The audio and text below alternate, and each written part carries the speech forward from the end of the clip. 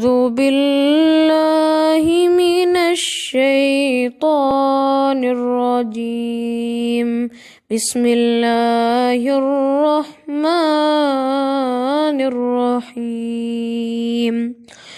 قل أعوذ برب الناس ملك الناس